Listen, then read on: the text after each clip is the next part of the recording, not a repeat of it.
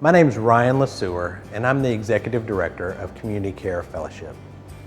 2020 has been such a challenging year for everybody, especially here in East Nashville. We experienced the tornadoes and then COVID-19 directly after it.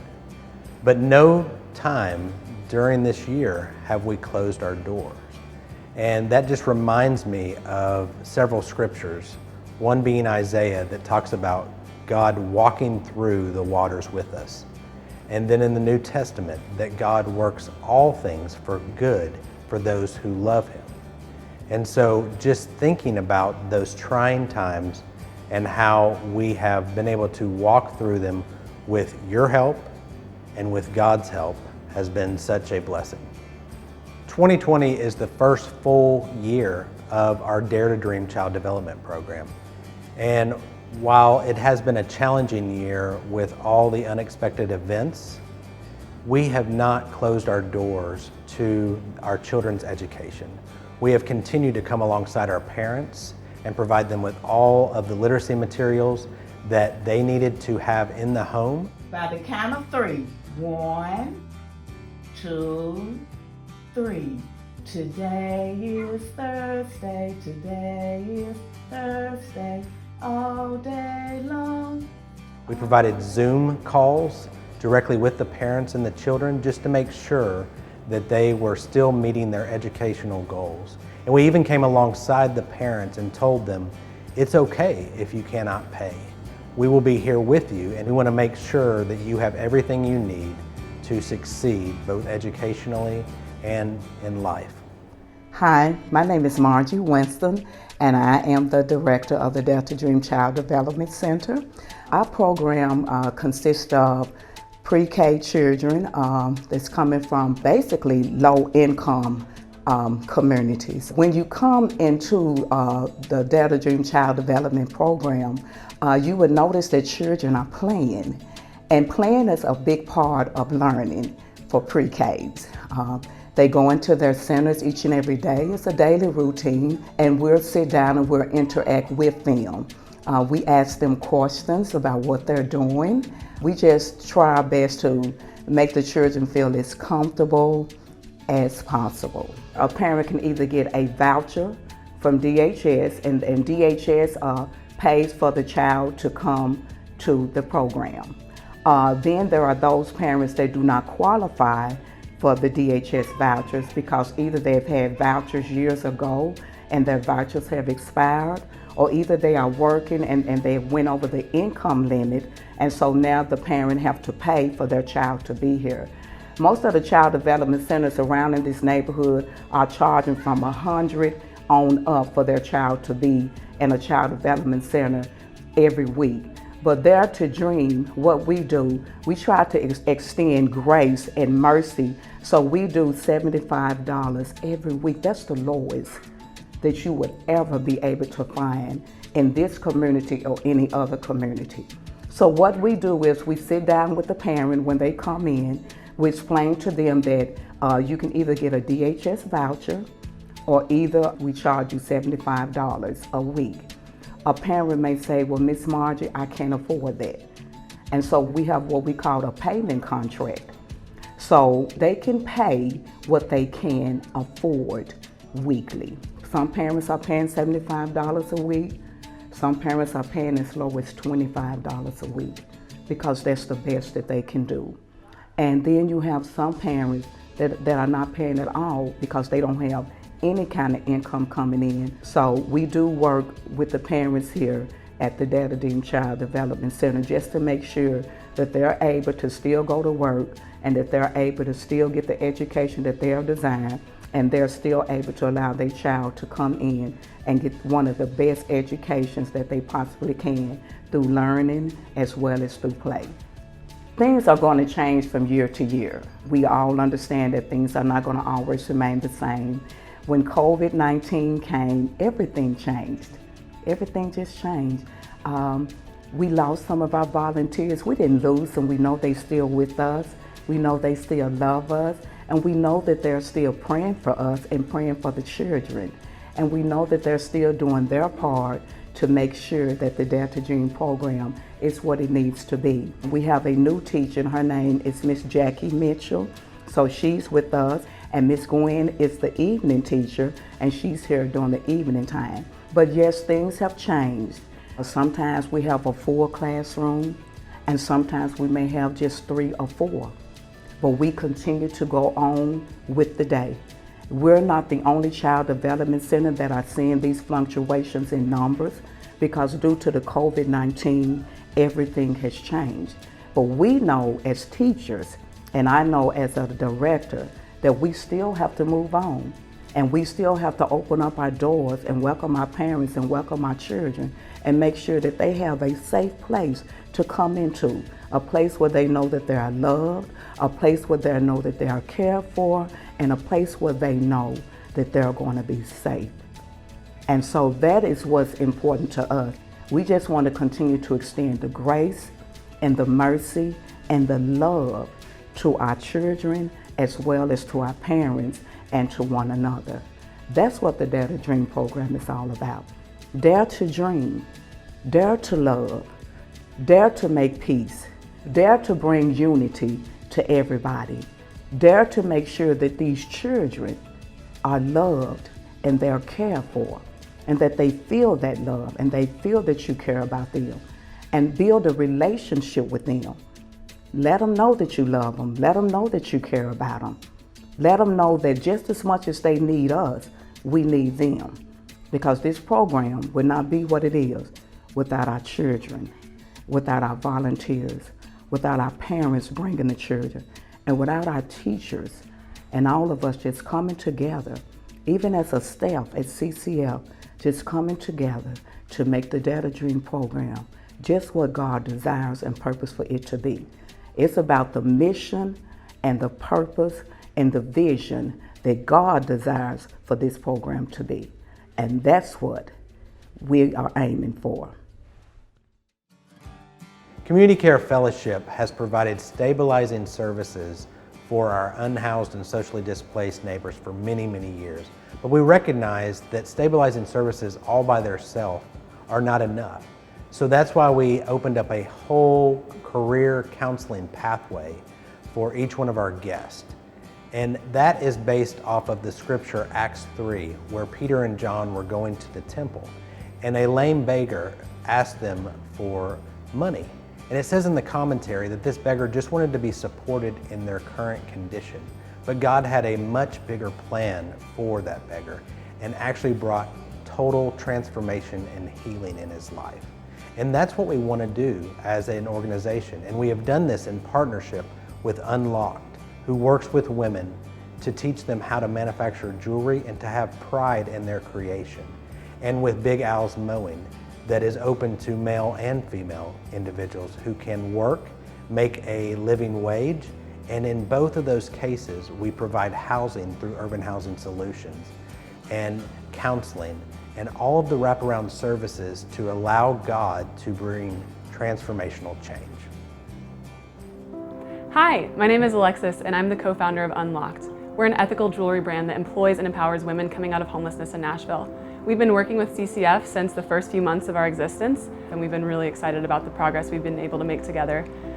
So some of you probably already know, but CCF basically helps recruit some of our makers through local nonprofits, including CCF and the guests there, and also helps provide transitional housing for each of our makers that's eligible. So we work with them in Urban Housing Solutions to find units for our makers, which they then pay rent in according to what they're earning here at Unlocked. The work itself at Unlocked is handcrafting jewelry. We use a process that involves 3D printers to create custom molds, and we then recycle and melt down sterling silver, which we then pour into the molds, and we can kind of polish them to perfection. So we've been training our makers on how to do that, and we've been really excited about the growth that we've experienced this year. In the past year, we've actually grown more than we ever have. I mean, we're a very new company, but it's been really exciting. In 1 week of this year, we made our entire annual revenue from last year, and I think it's just the beginning, honestly. Our goal at the beginning of the year was to be able to work with 10 women in this coming year, and I think we're definitely going to hit that. We're just ramping up for Christmas sales now, and I think it's going to be really successful. You can even leave it off if you can. Leave it there, and then just open this jump ring, and then put it through and put this through.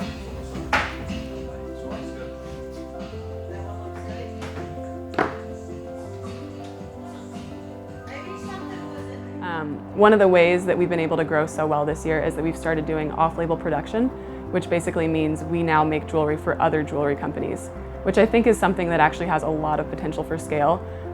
There's quite a few companies that already have an incredible brand behind them, but they're looking for the ways that they can kind of enter the new economy that we're working with and have a social component, maybe a sustainability component, and that's what we can offer pretty cleanly. And so it's cool to be able to use our assets in a way that actually benefits companies much larger than us, and to see the ways that that could continue to grow.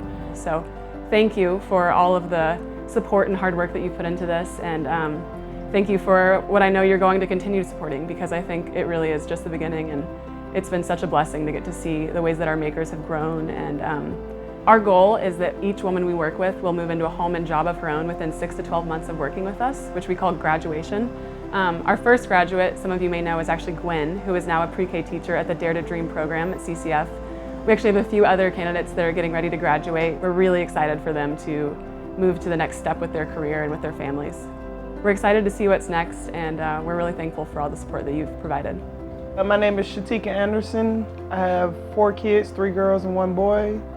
I first heard about the Unlock from the women's shelter through my caseworker there. I had to fill out an application and do the process, and actually they hired me. So I was so excited because I'm like, oh, what if I don't get in? And then God was like, oh no, just don't think about it. And then they called me. I'm like, oh my God, thank you. I was so excited. After I graduate from Unlock, I plan on becoming a pharmacy tech or an Amazon in management. One or the other, not for sure which one yet. Unlock gave me this survey. The greatest concerns in my life right now was getting my kids on the right steps, trying to figure out to pay 2 evictions, not having a car, being in the shelter, not having my family by my side, always thinking all the time. In the past,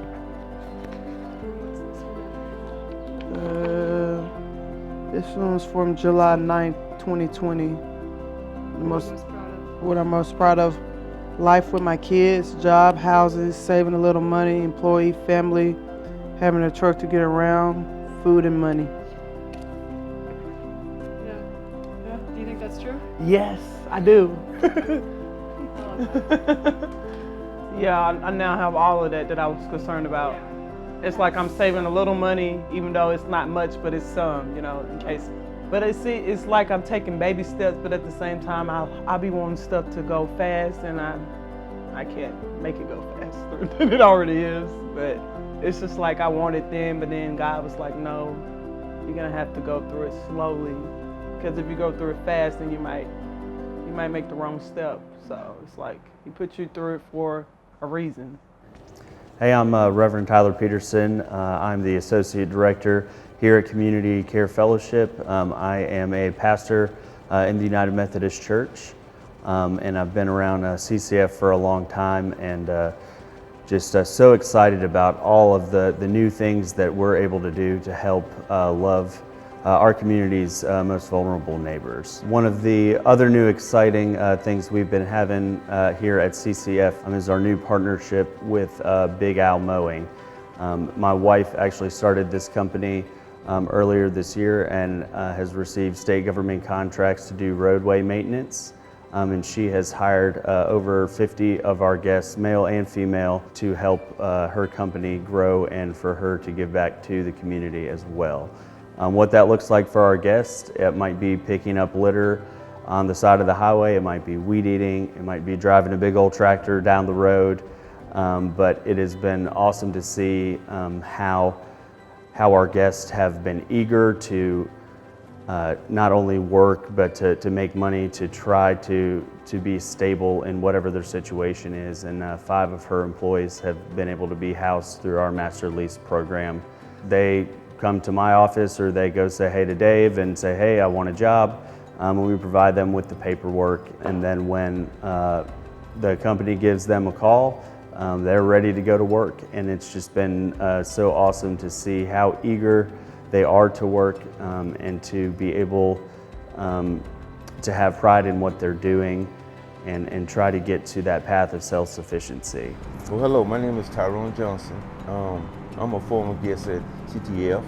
I work at Big Al's Mowing And through them in the church, they have provided me with a living spot, a house, a home that I had never really had on my own. Was in the streets, living in cars from house to house.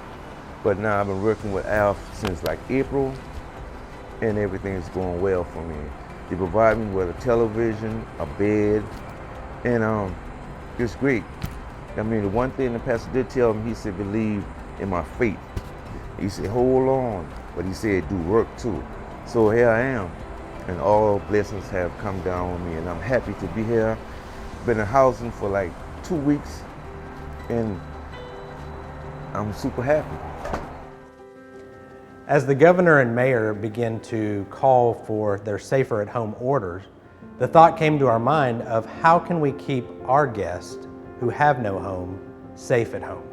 And so we began that process by housing more individuals than we ever have at any time in our existence through our master lease program at Urban Housing Solutions. And then opening up a mobile navigation center to take those most vulnerable out of encampments, place them into hotel rooms where they were safe, and provide all the wraparound services in connection with other nonprofits in the Nashville area. Our guests who are in our career counseling program or affiliated with our other partners are able to essentially co-sign a lease with us when they may not have been able to get into that housing otherwise. Then through other partnerships, we have been able to secure furniture and other household items and help folks feel like they're building a home for themselves and really empowering them to be who God wants them to be. One of the new exciting things that we have going on here at CCF this year is actually the launch of our satellite campus up in Madison in partnership with City Road Chapel, United Methodist Church, and Layman Lessons Ministries. We actually have an RV that's been retrofitted with laundry and shower facilities and have been able to serve over 120 unique individuals in the Madison area since then. We started just doing 1 day a week on Mondays and have gone to Wednesdays as well every week starting in September. And it's just been so awesome to get to know that community just up the road and to be able to offer love to a hurting world and support our most vulnerable neighbors up in the Madison area. I want to end the evening by just saying thank you. Thank you for your prayers during this year. Thank you for volunteering even when it was difficult. Thank you for giving financially. Thank you for bringing in household items when, again, you didn't need to leave your home. We are so thankful for the past, present, and future support of every single individual that's watching this. And we pray that you will walk alongside us as we enter into an even more transformational year in 2021. Good night.